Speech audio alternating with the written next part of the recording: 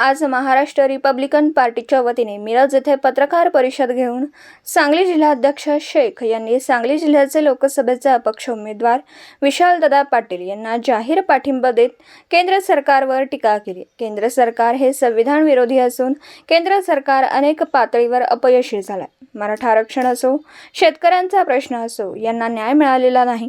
देशामध्ये महागाई व बेकारी वाढलेली आहे।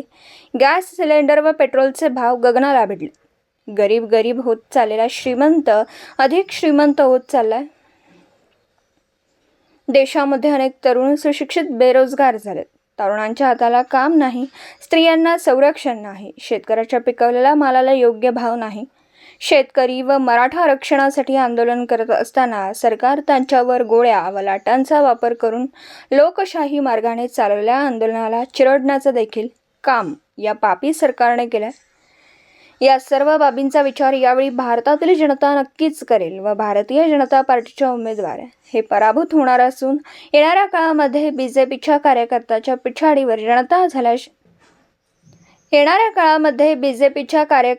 पिछाडीवर जनता हाणल्याशिवाय गप्प बसणार नाही।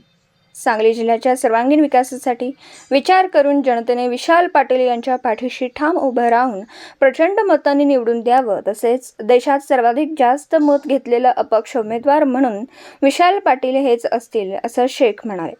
सांगली लोकसभेतील अपक्ष उमेदवार विशाल पाटील यांचं चिन्ह लिफाफा असून जनतेने भरघोस मतांनी निवडून द्यावं असं आवाहनही करण्यात आलं।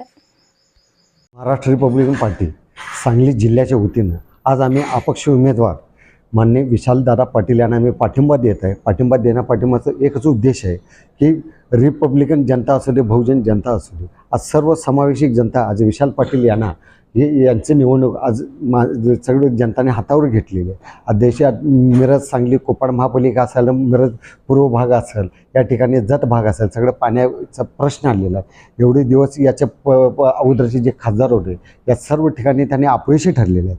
आज ज्या महाराष्ट्राला मुख्यमंत्रीपदी स्वर्गीय वसंतदादा स्वातंत्र्य सेनानी होते, असल्या थोर विचारांच्या स्वातंत्र्य सेनाच्या घरीमध्ये वसंतदादाचे नातू हे विशालदादा पाटील यांनी निवडून गेल्यानंतर सांगली जिल्ह्याला न्याय मिळेल। मिरजेला स्वतंत्र डिव्हिजन मिळेल, मिरज हे आरोग्य पंढरे आहे आणि चांगल्या इथं वैद्यकीय सेवा शासनामार्फत होऊन अनेक प्रश्न इथं सुटतील।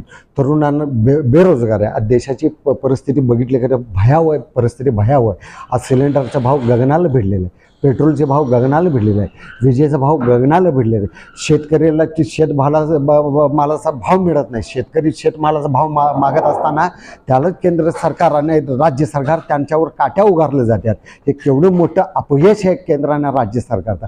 कारण माझा शेतकरी बांधव ते पिकवतो म्हणून आपण खातो, उसाला भाव मिळत नाही, शेताला भाव मिळत नाही।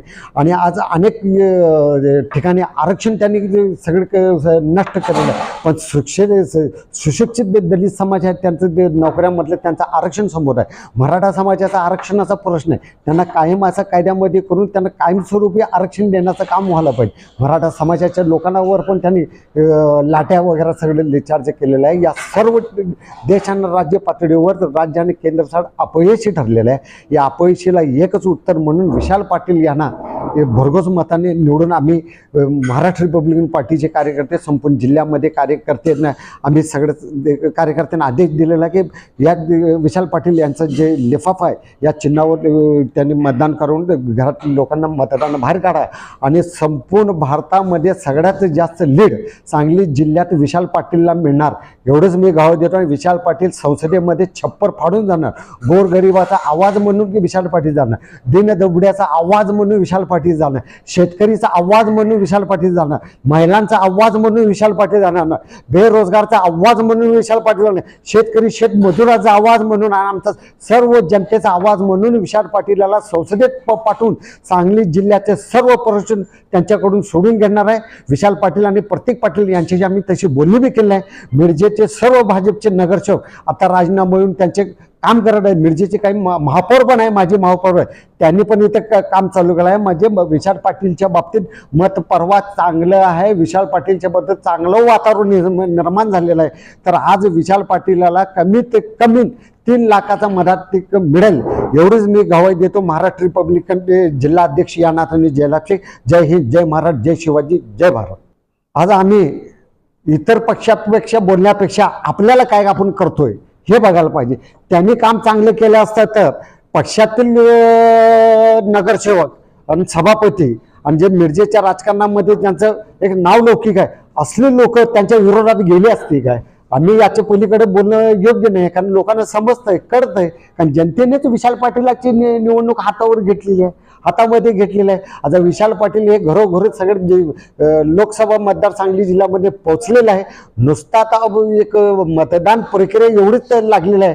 हे 7 तारखेनंतर जे निकाल लागले सगळे भारत देशने सगळ्या भारतामध्ये सगळ्यात अव्वल नंबरचा सगळ्यात जास्त मताधिक्य विशाल पाटीलला सांगली जिल्ह्यातून आणि मिरज शहरातून मिळणार आहे. मी एवढंच सांगतो. दिवसभरातील घडामोडींचा आढावा घेण्यासाठी पाहत रहा N24 मराठी न्यूज चॅनल.